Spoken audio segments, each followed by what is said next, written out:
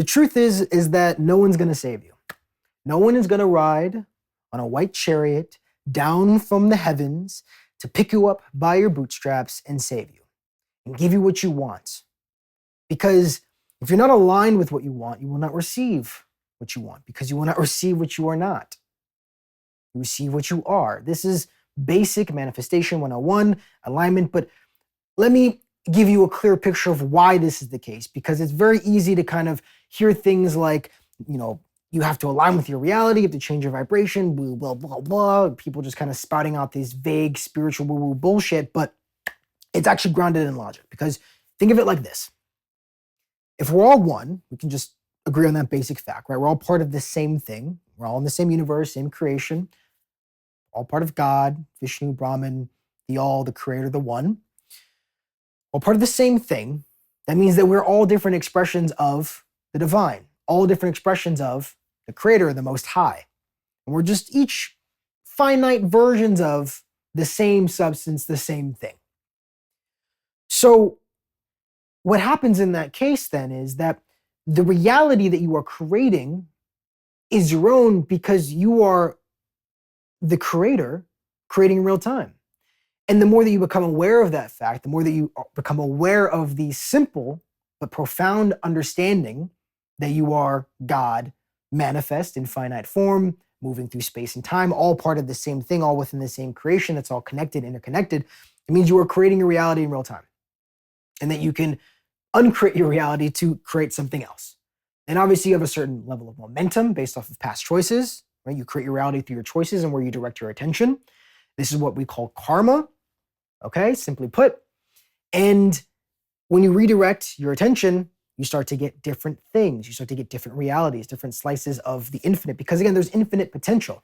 So what you're doing is when you redirect your attention, you're trying to focus on one particular thing. That's manifestation. You're slicing the infinite into the finite. Constraining the infinite into the finite is what we call manifestation. Infinite potential is now static or tangible, palpable, which just means it's finite. It's not infinite. So with that fact understood, because you are making choices, because you're moving through creation, creating your reality, for another part of creation to come in and fully affect your reality without your consent is self-contradictory. That is God contradicting itself.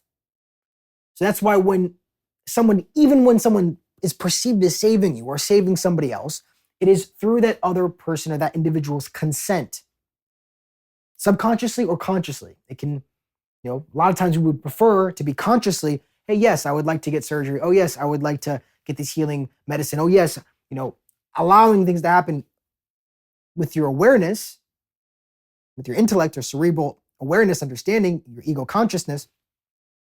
But a lot of our reality is being created subconsciously underneath our resting ego awareness. So we will attract things into our life and we're very confused why it is here. I've been confused many times of why things have unfolded in the way they have, especially when I was very intentional about what I wanted, so I thought, but not realizing that underneath down, there were other parts of myself that wanted what I was actually creating, or that there were other entities involved, humans, beings, entities, whatever it may be, affecting my direction. And so the same goes for you. You have to consent to receive the reality you want. You can't want a certain reality less than another part of creation to get it. You can't love yourself less than the other parts of creation can love you. That would be incongruent. That would be contradictory. The law of non-contradiction gets violated there.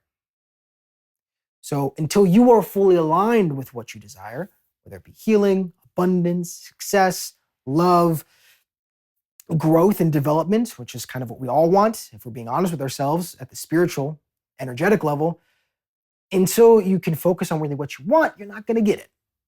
And waiting for somebody to come in and swoop you off your feet and save you and carry you into the sunset, it's not going to happen unless that is what you truly are aligned with.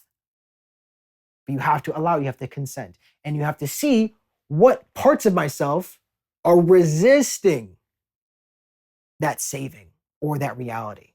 that I'm looking for. Because there are always going to be present parts of ourselves.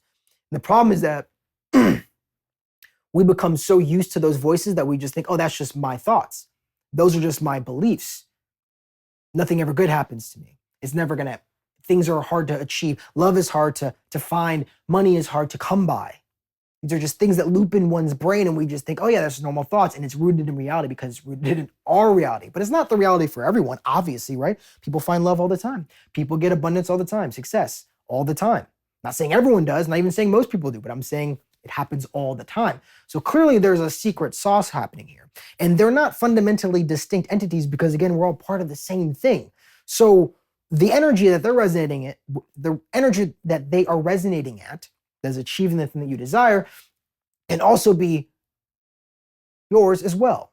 But it's about that tuning operation. And you have to do it consciously, because if you were able to do it subconsciously or without your awareness, then it would have happened already. And that's the difficult part, is you have to start consciously redirecting your attention away from what is occurring currently so you can move towards the destination you actually want. Because again, ain't nobody else going to do the work for you. No one else is going to redirect you for you. No one's going to pick you up for you. You got to do it yourself. Now you can get help, you can get aid, you can get direction, you can get guidance. But at the end of the day, you still got to do the work. Now, if you want help, right? Because guidance is fine, right? If you're hiking up a mountain, it's great to have a guide. It's great to have a Sherpa, somebody leading the way who's already done the work themselves or understands the route really, really well because of experience. Even though you still have to hike it up yourself, no one's going to be able to take you up there, right? If you want help, well, I have a guide for that. I have a transformation guide that helps you work with the parts of yourself that are resisting the reality you were looking for, because it's rooted in limiting beliefs, trauma, the shadow, subpersonalities that are holding you back. If you want to get it down in the description down below. Thank you.